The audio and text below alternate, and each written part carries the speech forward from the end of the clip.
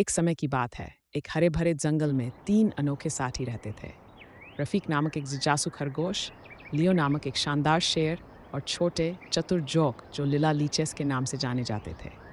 जंगल जीवन से भरपूर था, जहाँ पक्षियों की चहचहाट, पत्तों की सरसराहट और पास की नदी की धीमी बड़बड़ाहट सुनाई देती थी। रफीक अपने सफ़ेद फूले हुए फर और चमकती आंखों के साथ जंगल के हर कोने में खोजबीन करना पसंद करता था। एक उमस भरी दोपहर उसने नदी के किनारे के पास खोज की, जहां लिला लीचेस रहते थे। ये जोंक भले ही छोटे थे, लेकिन अपनी बुद्धिमत्ता और जीवित रहने की तीव्र भावना के लिए जाने जाते थे। वे अक्सर अन्य जानवरों की मदद करते थे और जंगल के बारे में अपनी अनूठी दृष्टि प्रदान करते थे। जब रफीक नदी के पास पहुंचा, तो उसने लियो को एक छायादार पेड़ के नीचे आराम करते देखा। शेर की सुनहरी अयाल धूप में चमक रही थी और उसकी ताकतवर उपस्थिति सम्मान की भावना उत्पन्न करती थी।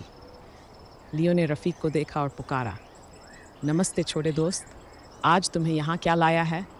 रफीक लियो के पास पहुँच गया और उत्सुकता से अपनी नई खोज लिला लीचेस के बारे में बताया। वे इतने छोटे होते हैं, फिर भी इतने चतुर होते हैं। मुझे लगता है कि हम उनसे बहुत कुछ सीख सकते हैं। रफीक ने अपनी आंखों में चमक के साथ कहा। लियो ने उत्सुकता से लिला लीचेस का दौरा करने का फैसला किया।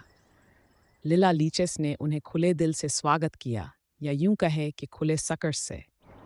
उन्होंने अपनी रोमांचक कहानियां साझा की और बताया कि वे अन्य जानवरों की कैसे मदद करते हैं। रफीक और लियो ने ध्यान से सुना, ये महसूस करते हुए कि यहाँ तक कि सबसे छोटे जीव भी बड़े फर्क ला सकते हैं। एक दिन जंगल में एक खतरनाक बीमारी फैल गई, जिससे कई जानवर प्रभावित हुए। लिला लीचेस ने तत्परता से अपनी जानकारी का उपयोग करके विभिन्न जंगल के पौधों से एक इलाज तैयार किया। रफीक और लियो ने सामग्री जुटाने और इलाज को वितरित करने में मदद की। उनके सामूहिक प्रयासों की बदौलत जंगल के निवासियों ने जल्दी ही स्वास्थ्य लाभ किया। रफीक, लियो और लिला लीचेस नायकों के रूप में माने गए।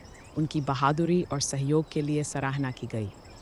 उनकी दोस्ती मजबूत हो गई, ये साबित करते हुए कि जंगल दिल में साहस, बुद्धिमत्ता और दया से विभिन्न आकारों के जीव एकजुट हो सकते हैं। और इस तरह जंगल फला फूला, रफीक खरगोश, लियो शेर और चतुर लिला लीचेस की कहानियों से भरा हुआ।